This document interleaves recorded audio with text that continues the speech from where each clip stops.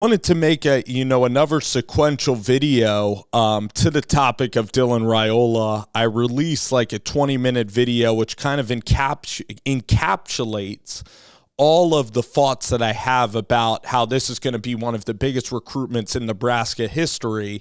And I just wanted to go over now what could end up happening to the quarterback room and the roster.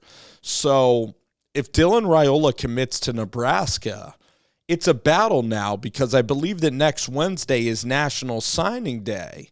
So really, it's going to come down to, I think there's a dead period coming up in a week. So the 20th of December is when everything happens for high school recruiting. So it's all going to go down really quickly. Now for Kyle Mccord, he's not going to want to have a five-star quarterback, the number one recruit in the country, probably playing behind him. Now, Kyle's a competitor. Kyle was at Ohio State. He probably has a really good relationship with Matt Rule. His quarterback coach is Jeff Christensen, and Jeff is rumored to also be interested in Nebraska as well. So will Kyle want to stick it out at Nebraska? Now, if I'm honestly Kyle McCord's family and I'm sitting back here and viewing all of this, I would certainly explore. It would definitely give me cold feet because if you're Kyle, I think you still have 2 years left of eligibility because you didn't play any football your first year. You can use that as a red shirt, I believe. I think you have 2 years left of football, and it's not like Nebraska has an incredible pedigree of great offense. Satterfield's an all-right offensive coordinator, but it's not like you're going to, Sean McVay or Shanahan tree disciple.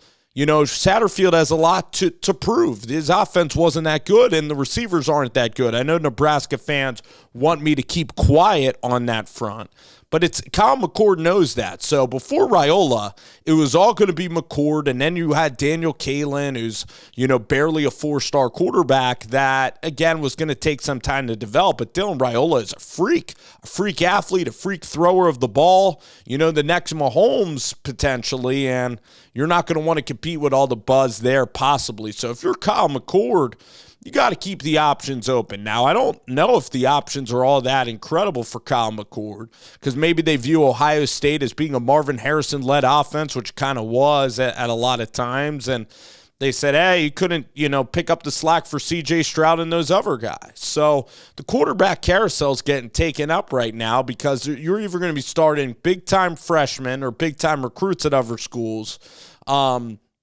Nebraska still might be Kyle's best bet, but I'll be looking around like Kansas State right now. Will Howard's ends up leaving. You're going to see who's going to be the offensive coordinator out there. Like A&M, maybe you add a depth piece onto that roster. Still Washington State still has a spot at quarterback. BYU. Do you want to maybe play a couple of years, get around an offensive coordinator that you really like?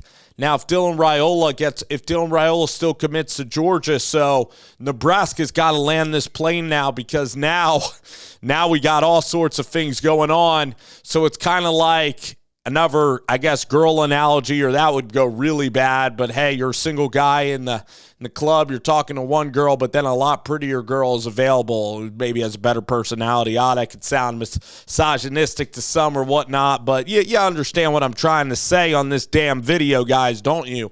Meaning that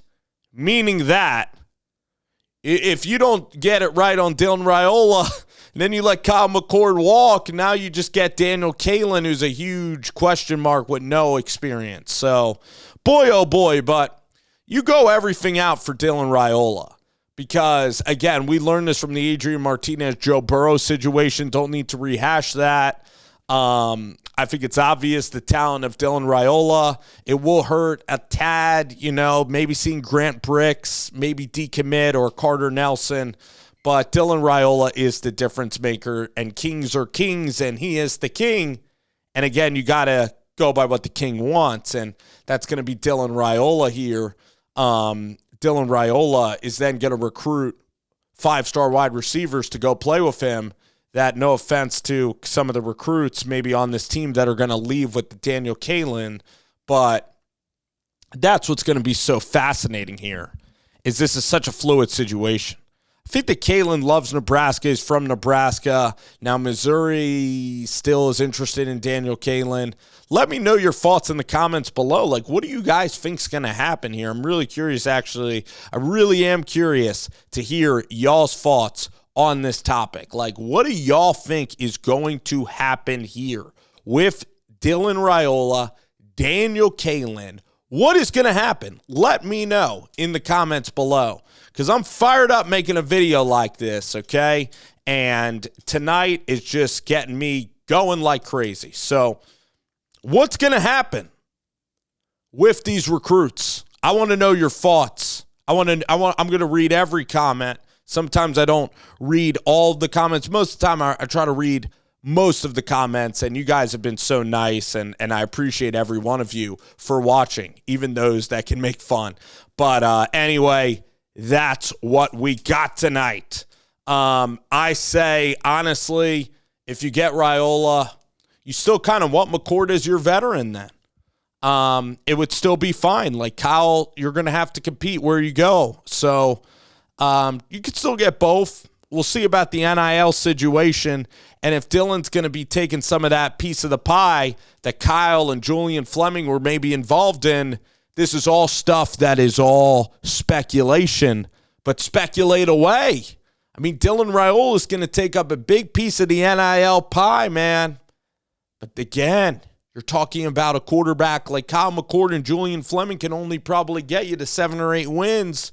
If Dylan Raiola hits, you're talking about winning the lottery. You're talking about getting a Lamborghini, marrying the girl of your dreams, and literally being the ultimate alpha in the Big Ten. You're talking about maybe doing something that hasn't been done literally since you could be a contender again. You could be relevant again with Dylan Raiola. Really relevant.